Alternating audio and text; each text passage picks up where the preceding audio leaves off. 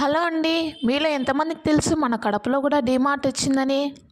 ఎప్పుడో తెలిసుంటుందిలేండి మీతో. మీ అందరికీ నాకంటే ముందే. నేను మాత్రం మీతో ఇప్పుడు వీడియో షేర్ చేసుకుంటున్నాను. ఇప్పుడు తెగ వైరల్ అవుతున్నాయి కదా స్టెయిన్‌లెస్ స్టీల్ కడాయిలని. నేను ట్రై చేద్దామని తీసుకున్నాను. అబ్బా! మోయడానికే నేను అల్లాడిపోతున్నాను. ఇంక వంటేం చేస్తాను అందులో ఖచ్చితంగా కింద పడేస్తాను బరువు మోయలేక. సో, మనకెందుకులేని అది పక్కన పెట్టేసి సైడ్ అయిపోయాము.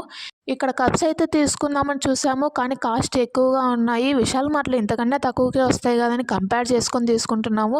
అదేనండి మన మిడిల్ క్లాస్ మెంటాలిటీ అంటే. ఒక కోరిక ఉందండి. పెద్ద పెద్ద కోరికలేం కాదు. మనం షాపింగ్‌కి వెళ్ళినప్పుడు ఏ వస్తువైనా తీసుకునేటప్పుడు దాని కాస్ట్ చూడుకోకుండా తీసుకోవాలని.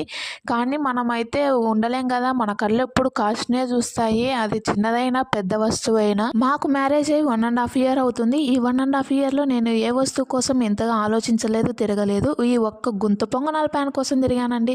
తిరగని చోటు అంటూ లేదు. కానీ మాకు సెట్ అవ్వలేదు. మా ఆయనకు గుంత పొంగనాలంటే చాలా ఇష్టం. బిఫోర్ మ్యారేజ్ ఎక్కువగా తినేవాడు బయట. ఆఫ్టర్ మ్యారేజ్ తినడం మానేశాడులేండి. ఎప్పటికైనా నేను ఈ గుంత పొంగనాల ప్యాన్ కొనేసి తనకు సర్ప్రైజ్‌గా గుంత పొంగనాలు వేసేయాలని ఆశ. పెద్ద పెద్ద సర్ప్రైజ్‌లు ఇచ్చే స్టేజ్‌లో నేనైతే లేను ప్రెజెంట్. చూద్దాం ఫ్యూచర్‌లో ఉందో లేదో.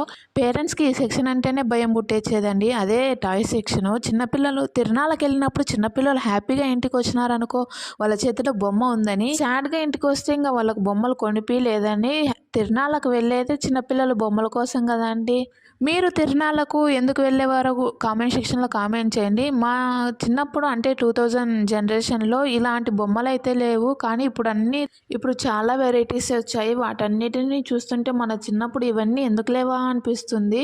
ఇక్కడ నేను పియానో పే చేస్తుంటే అలా కాదు, పే చేయాలని మా హస్బెండ్ అయితే చూపిస్తున్నాడు. మా చిన్నప్పుడు ఎన్ని తిరునాళ్ళకి వెళ్ళినా కూడా బార్బీ బొమ్మలు, వంట సామాన్లే కొనిపించేవాళ్ళు. మీ చిన్నప్పుడు ఏ ఏ వస్తువులతో ఆడుకున్నారో కామెంట్ సెక్షన్‌లో కామెంట్ చేయండి.